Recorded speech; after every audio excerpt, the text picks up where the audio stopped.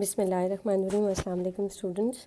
Let's start our today's activity. Today we are going to do 3 words again. The first word is rustle. Rustle. इसमें T जो है वो silent है और ये हम इंशाल्लाह बाद में करेंगे कि क्यों कुछ लफ्ज़ जो हैं वो अपनी आवाज़ नहीं देते वर्ड फॉर्मेशन में. ठीक है, ये वर्ब है, इसका उर्दू में मतलब होता है सरसराहट और इसके सिनोनिम्स हैं sound of dry leaves, rubbing sound of silk and swish. ठीक है, क्या क्या हैं जी? Sound of dry leaves, rubbing sound of silk, swish, जो कपड़ों सिल्क के कपड़ों में से जैसे आवाज़ आती है रगड़ने से, उसको बोलते हैं रसल. ठीक है, अगला है वुफ, विफ.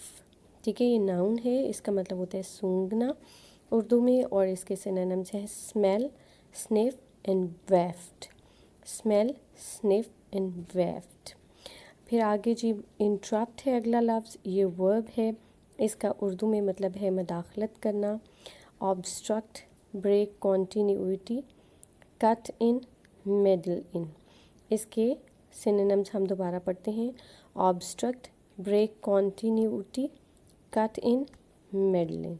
ठीक है, होपफुली आप इसको समझेंगे और इसको इस्तेमाल करने की कोशिश करेंगे ताकि ये आपको याद हो जाए. Thank you so much.